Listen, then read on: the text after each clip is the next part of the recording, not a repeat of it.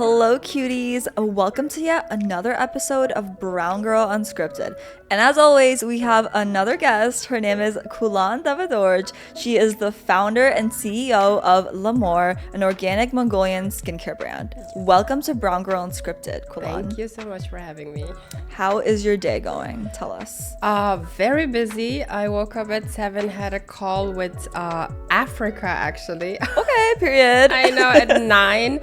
Walked here, but I'm so happy to be in New York. It's amazing. Yeah, I love that. So to give you guys a bit of a backstory, Khulan and I met yesterday, and we were both at She Innovates. Yes. Yeah, She Innovates, and she was actually one of the keynote speakers there, and we just connected briefly after during one of the happy hours, and suddenly she's on my podcast, and it all happened so fast. So if you're ever in doubt of going to an event or just like talking to people and being natural, just do it, because we were just having a normal conversation and brought up my podcast, and now she's on here. So well, it's always saying why not, you know. Exactly. I'm so for it. But Khulan, so we know you have this beautiful skincare empire that you're building, but tell us a little bit more about who you were before you built this and like what that girl's aspirations were. Well, to be honest, I never thought in my whole life that I would ever have a skincare line or like just even becoming an entrepreneur. It just kind of happened like honestly without even anticipating. So when I was really young, I grew up in Europe, and I thought being successful would mean working for a huge company, potentially like an international organization like the UN. Yeah. And I actually made my dream come true when I did an internship in New York at the UN headquarters, and Ticked it off. I realized it was everything I wanted, but it was not me. So when I was doing that internship, I was too fast, I was too creative, I was too ambitious, and I did things like, I don't know, within a few hours, and I was supposed to do it like a whole day or something. So I realized, I think that was the point where I thought, okay, maybe I'm more of the like creative person, entrepreneur person. But that was just like, okay, I realized what I don't want. So I still didn't know what I want to do in my life. I always wanted to do social impact projects. So I always used to volunteer at different kind of like NGOs and stuff like that.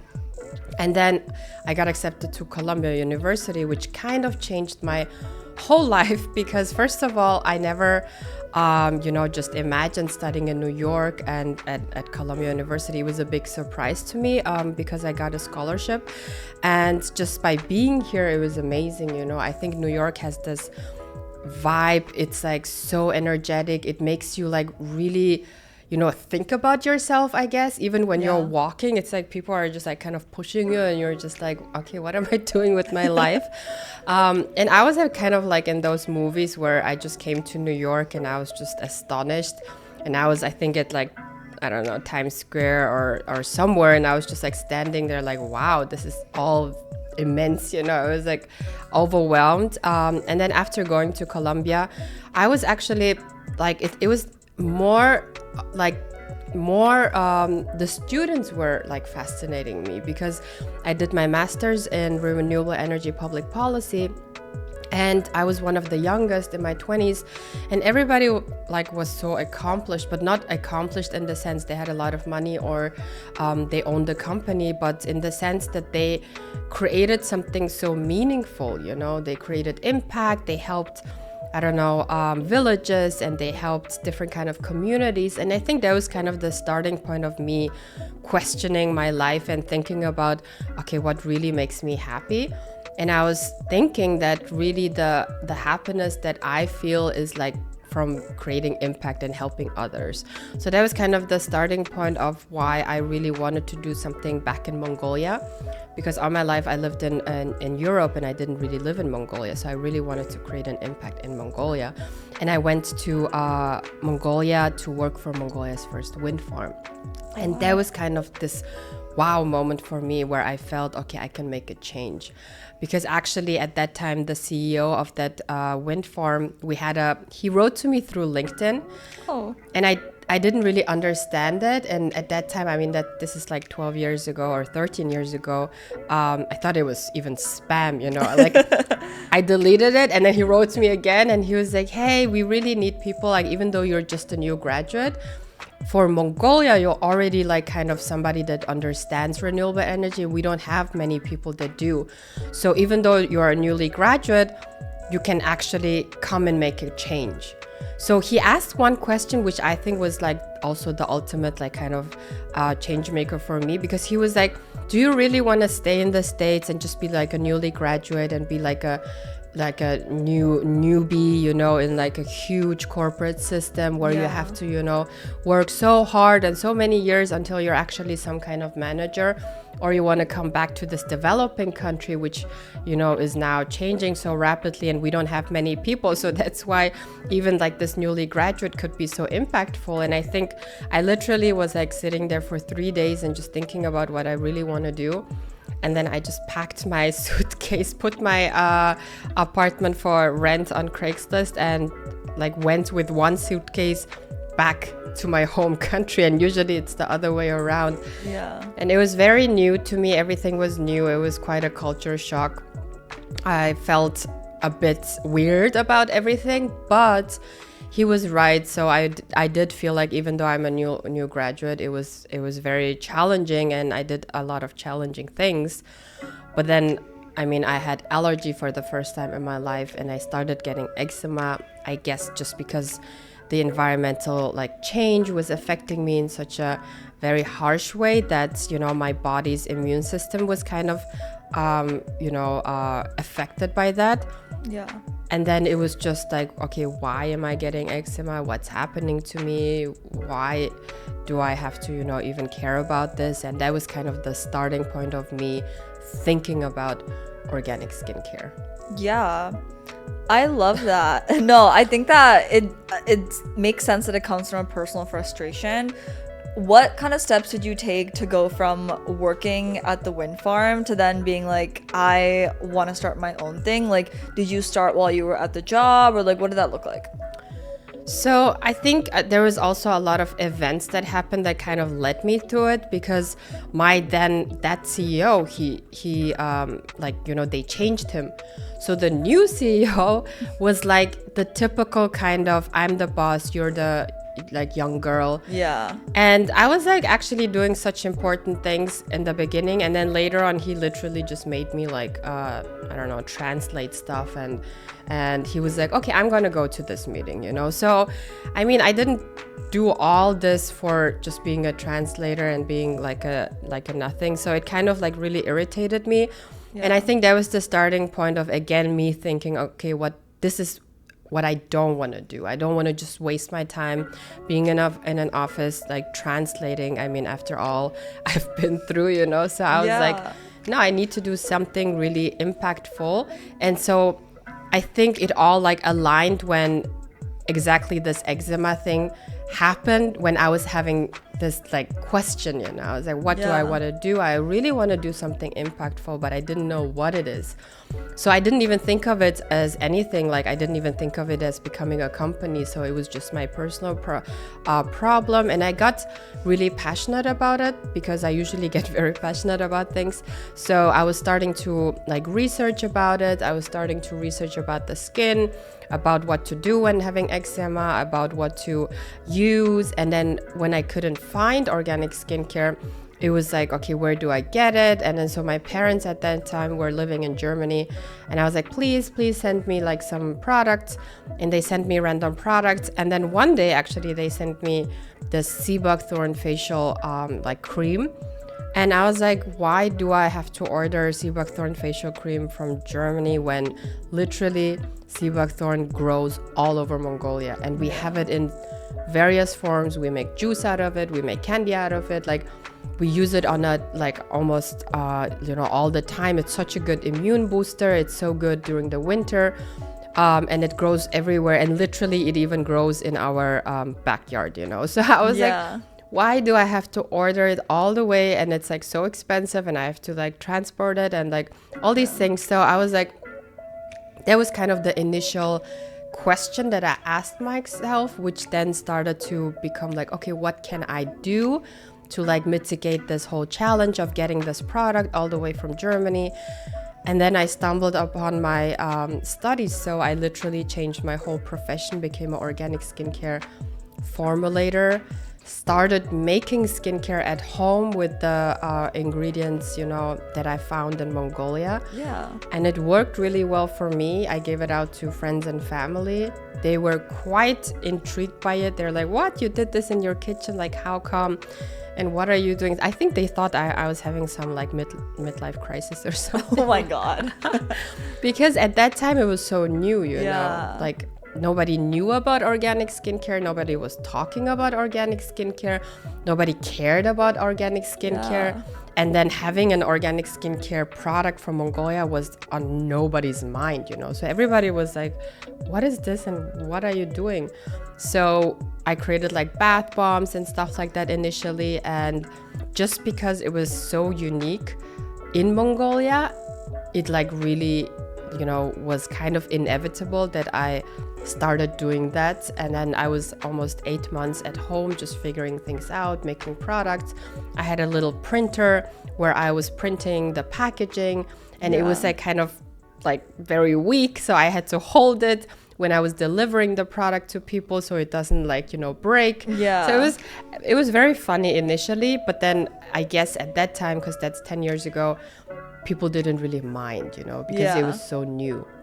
And then after 8 months, I literally started having my first office and production, which was literally the size of this podcast room. And I had 3 people. And yeah, it really started. Well, I then had robbery. So I had a setback. I know. It was so sorry. It was crazy. I came Friday and I was in my office. I was working. And it was the only and first weekend I ever took off. So ever since 8 months, I was working day and night. I was working during my birthday. I was working, you know, on Friday nights. I was working Sunday morning. It was just like I was working all the time. I get it. And then finally, this new team that I had literally only 10 days, they're like, you always carry your like computer. Like, why would you do that? You have an office. And I was like, oh yeah, because I was so used to working from coffee shops and stuff like that. And then I was like, okay, why don't I just leave it? And I took the weekend off. And then Monday morning, I come in and the office was empty. And I thought I came to a different room, you know. So I was like, wait, did I come to a different room? And they stole my computer. They stole the new, also people's computers. And I mean, those computers were brand new, so it had nothing on it. Yeah. But mine had everything starting from Columbia University. Oh my God. How did you recover that? I did not. Okay. So at that time, I mean, because again, 10 years ago, I thought the smartest thing I could do was, for example, like uploading the picture from my camera and my phone to the computer. So uploading it then to a drive was at that time, like I didn't know of it or I didn't think of it. Yeah. And I think the worst thing was like losing almost 10,000 pictures. Yeah, no memories. That's tough. Yeah, because you always want to look back on those things. I get it. Yeah. So that was the most horrible thing. I never got my computer back, to be honest. But after... Okay, crazy story. Oh my God. After searching for the thief for a month... Oh God. I was looking at the security cameras. Yeah. And after searching for a month, and then in the meantime, the team stopped. You know, they all quit. Obviously, who wants to imagine you're at a new job and after 10 days your office gets robbed? You know, who wants to work for something like that? So they're like, no, we don't want to work, blah blah blah. So I was back alone, and then after like looking at the surveillance camera recordings, I literally found the thief myself. Oh my God, you're a little detective. Oh my God. And then I went to the police. I was like, okay, I got the thief, because they didn't want to help me because they didn't really care. And they got this person actually from the airport. He was about to fly away. Oh my God. I know. And they got the person from a plane. I know. That is some like real movie shit. I know. It was like a movie. And this is, imagine the start of lhamour. You know? It's like not even like last one Thursday. It's like how like my company's journey started. Most people would give up at this point. Like I think so many people, like if they were at that point in their career, the 20s, 30s, even like late teens, they've been like, okay, like this is the sign for me to not do it. Why were you like, I'm gonna find this person and I'm gonna make sure this works out after having this huge setback? Like what made you continue? No, I think I was just so upset about this whole thing that I was like how, like, okay, I had like phases, honestly. I was like frustrated, I cried, then I was angry, and then I was like, okay, I'm just gonna stages of grief. Yeah, it's like everything happened all at once. But I just think I was like so, I guess I was like, how come you did this to me, kind of thing. Yeah. Initially I was like I used to be like kind of dramatic in terms of, oh, all the bad things happened to me and I hate this country, I hate everything. Like I was just kind of blaming everybody. Yeah. And then I think it really made me realize that that doesn't work, you know. It's just like I have to just concentrate, try to figure it out, and then try to move forward. Because I already had invested, 8 months, you know, at home for this, and I literally just started. So yeah, for almost 2 months I was questioning whether I'm doing the right thing or not, just because a lot of people were also questioning me. They're like, you know, I don't think you should do it. Like, I don't think this is gonna work out. So, and then literally New Year happened and I was just sitting there and I was like, okay, what's gonna be in my New Year's resolution? And I was like, okay, I invested so much time and effort already into this that I'll just regain my strength. I'll, you know, change the lock. Yeah. Things that I can do from my side without blaming others, you know. So I think that was a huge mind shift that I had to go through, that also changed my personality, because I used to be very anxious and very scared, and I used to kind of blame people a lot.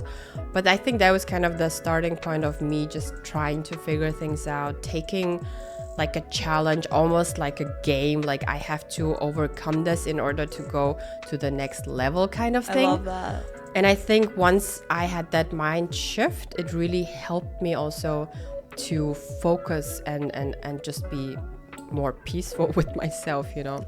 So literally, 2015, I restarted everything from scratch with a new computer, I guess. And then, I was just alone again. So I was like, at night I was making, you know, products, and then during the day I was doing all the administrative stuff.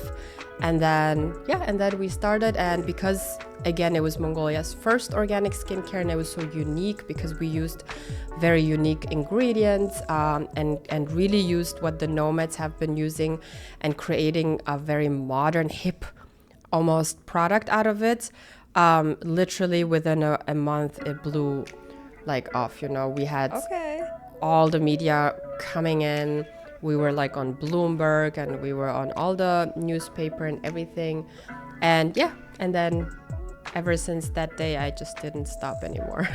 Of course, I mean Bloomberg, so who would? Yes. Yeah, no, I absolutely love that. And guys, for reference, these are some of her products. She graciously wanted to feature them in the podcast. Like, so cute. I definitely can see how you packaged it into like more modern, like daily usage sort of products, because I mean, I think people right now are also just looking more for organic things versus buying from big companies where like you don't really know what's in the skincare, and there's like weird stuff sometimes. So I get that.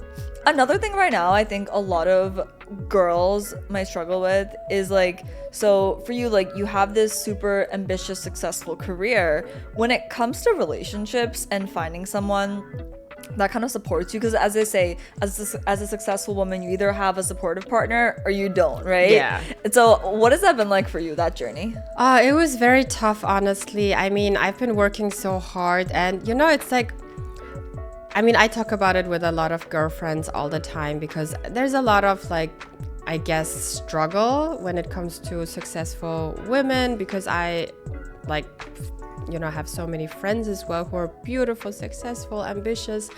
But then when it comes to the relationship part, it gets tough. I mean, I went through sorts of things as well. It was kind of like that whole robbery thing. So I know. I have a beautiful daughter, but I'm single. So it's like, it's very tough, you know. It's like, you have this dream and ambition and you work really hard, but then you also have to be like for like women, you have to be everything all at once. And it's really, I think, crucial to have a good partner that's very understanding in order for you not to burn out. So I had at one point this whole burning out thing where I was just like, at the end, I was like, I cannot do anything anymore. I was literally in the hospital. Oh my God. I was like, okay, I cannot do this anymore. So I think it was also a very huge mind shift for me to really understand that self-love is not it's not something that you should think of as like egoistic, you know. It's something so crucial, especially for women. And it's this whole, so one day actually I was in the States a few years back, like I think 6 years ago, and then I was at this conference where this amazing woman, she had like 7 companies or something, and okay. I know, crazy. Yeah. And then she was saying how she always puts her like inner peace first, so that she can then be a better person to everybody else. Yeah. And then she was saying how, think of it as in the plane when they say put the mask on to yourself when like something happens before helping others. And that also stuck with me as well. And I think that was kind of the turning point of where I learned to really like take deep appreciation into self-love and think about what I really need and all these things. So yeah, I'm in a very happy place right now. I'm honestly like super, I guess, content with myself and with like the way things are. And yeah, I think definitely having a supportive partner is really important. And also this whole like, I believe in a lot of energy. So a good partner, I would say, would even like with the most, let's say, ambitious, successful, or whatever women, they like these supportive partners, they bring out this nice feminine energy, you know, because you hustle so much out in the street, at work, with your team. You cannot be like this, like, you know, 24/7. Yeah, you cannot. You have to be strong all the time. And then once you get home, it's the only safe space where you should be like, you know, very feminine and very like relaxed. Yeah, relaxed. So I think that's really important. And yeah, so definitely supportive partner is very important. Yeah, no, I think that makes a lot of sense. What was the conference that you went to where you heard her? Where what? Like you said you were at a conference where you heard the woman speaking? Oh, so I was part of the US State Department Fortune 500 women. And so they selected for like kind of aspiring women leaders from all around the world. It was like 20 women, and we were in DC, and then we even went to the White House to meet Ivanka. Very interesting. Yeah, so I think that was I think very interesting and amazing to see, because again, you know, like as an entrepreneur or just somebody that wants to create something, it's like it's a lonely path. Like I really don't want to like say it's amazing all the time, because it's usually like very lonely. You have to think about stuff like just for yourself. Nobody will think it for you. There's a lot of things that you have to do which nobody can do for you. So I think it's challenging most of the time, but it's also rewarding. So it's always this back and forth of challenge and reward, challenge and reward.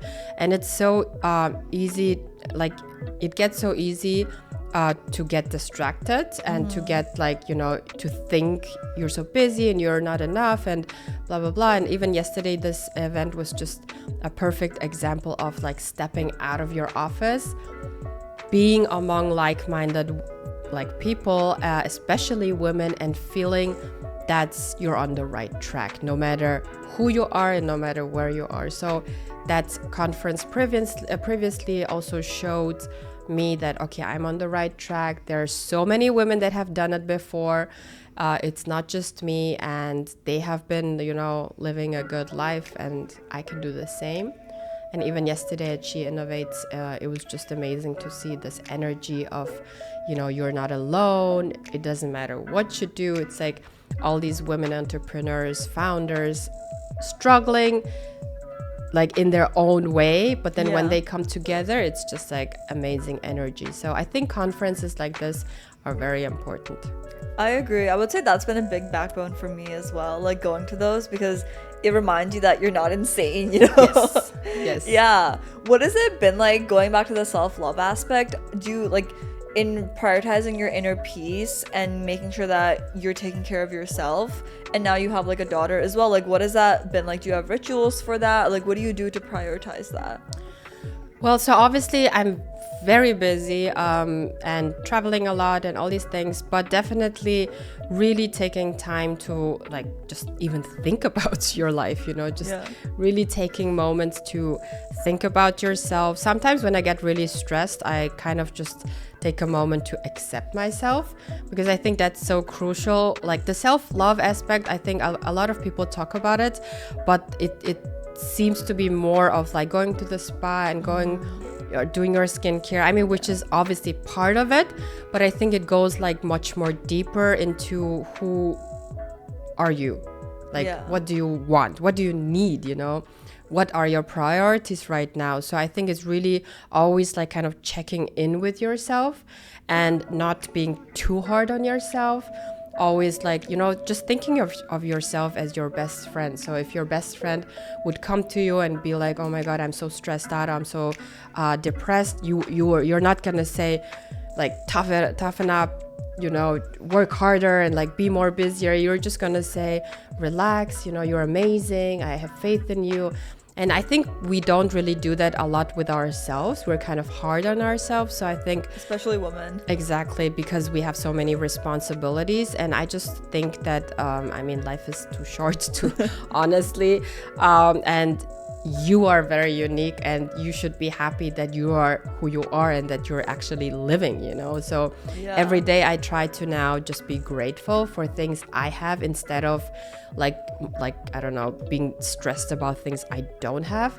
Because honestly, just even yesterday I was thinking to myself when I was on the plane to New York, I was like, I think I'm already successful in the sense that I'm just a Mongolian girl, but then I am coming to New York. I was invited to New York to be a speaker, you know, and I was like, who would have even thought that like 2 years ago, 3 years ago, or like 10 years ago when I was in my kitchen, it wasn't even like on my like plan, you know? So I think just thinking about stuff that you maybe thought 1 year ago and then looking at who you are and what you're doing now, I think that's already very like impactful. So always checking in with yourself. I try to, you know, sometimes really just sit and think, you know, like really just silently think about what I'm grateful for, what I'm happy about. Because I think lately what I really am experiencing is the more positive thoughts I have and the more I kind of just, you know, push away my negative thoughts, honestly, like the more positive things happen to me. And it's kind of the energy you give out, you get back. So the more you like talk bad about yourself or others, or you say like I cannot do it, or oh I don't have this, and you know, all these things, it's, I think the energy also kind of doesn't give you things. Yeah, energy is real. Yeah. I think what you mentioned is just manifestation. I don't know do you believe in that? How do you feel about that? Let's talk about that. Okay, so I started truly believing in it. Okay, I'm still working on it. I don't know how it works. I'm just Yeah. like, you know, but I think like lately I'm so interested in it, you know, Yeah. because it's, again, it's this whole like you programming your thoughts so that you give out this energy so that you're more positive and optimistic, and then somehow I guess I feel like it's coming back. So there has to be some correlation. Obviously I cannot explain it, Yeah. but definitely the last like 2 years I've been strongly like kind of believing in it. I don't even know why, but it just kind of happens. And then the more I believe in it, the more I want to do it. And I mean, even yesterday it was the craziest, you know. So I'm traveling now, right? I'm traveling to like a bunch of cities, to Asia. I'm gonna go to Indonesia, then Mongolia, back to Miami, and all these things. And I have so much stuff that my 2 suitcases are full. They're like full. And then so I was telling my mom 2 days ago that I need to get a new suitcase, like an additional one. Yeah. And then she was like, yeah, try to get a light one, blah, blah, blah. And then we were literally talking about the suitcase and that I need to get one. Yesterday at this She Innovates event, they had a raffle, and then they had, the prize was a suitcase. And from a good company too. I know, it was an amazing, light, super like effective suitcase. And then I literally, I don't know why, I never usually do this, but then I looked at it and I said out loud, I don't even know to who I was talking to, maybe to myself. I literally looked at it and I was like, okay, I really need the suitcase, say 316. And then the lady, she took the piece of paper and she was like 316, and I was like, what? Oh my god. And I don't know, it was like I never like win stuff at raffles, you know, but then apparently you're also not supposed to say I never win stuff. So I'm like, okay, I do win things apparently. Yeah, no, that was an amazing moment. I remember like we were talking about it yesterday and it was like, oh my, like it just happened all right there. Yeah, I was so happy. I literally called my mom and my friends. I was like, I don't think I was ever happier about winning a suitcase just because I needed one, you know. But I think it was not even about the suitcase. It was just about this whole thought process of I want it, and then somehow the energy was like, okay, you have it, you know. Exactly. Amazing. I was so overwhelmed by that. Yeah. I think that just goes to show the power of what you said, energy you put out and how it comes back. Yes. Yeah. Okay, so Khulan, at the end of each episode, I ask every single guest what they wish they could tell their younger self, like the little girl, 15, 14-year-old. What would you tell little Khulan? So I would honestly really just say don't be scared, because I used to be, I guess, very anxious and scared about a lot of things in my life. But now that I'm in my 30s, we're late 30s, and I have my company and I'm like traveling the world, I just realized you only have one life, so live it to the fullest. Don't compare yourself to anybody because it's your life. The more you compare yourself to others, the more you get stressed out. But then the only thing or only person you have to compare yourself to is your yesterday, you know, like who were you a year ago and 10 years ago. So I think understanding that you are just so unique and that everybody has a different path, and especially as girls or women, you shouldn't be afraid. Don't be afraid to ask for anything. Don't be afraid to say stuff. Don't be afraid to even live your life to the fullest. I think we care so much about others that we, you know, get so scared what they're gonna say. But then I love listening to these like reels and on Instagram about like what these old people, you know, regret. And then usually they regret that something that they didn't do. They wish they would have done it. They never regret things they did. So every time I listen to this, I'm just like, okay, I don't want to regret things I didn't do, so I'm just going to do it.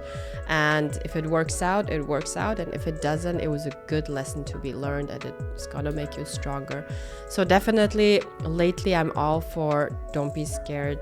It's really like there's nothing to be scared about if you're living your life to the fullest. So believe in yourself, love yourself, take care of yourself and your needs and your wants, and check in with yourself, and everything will be okay.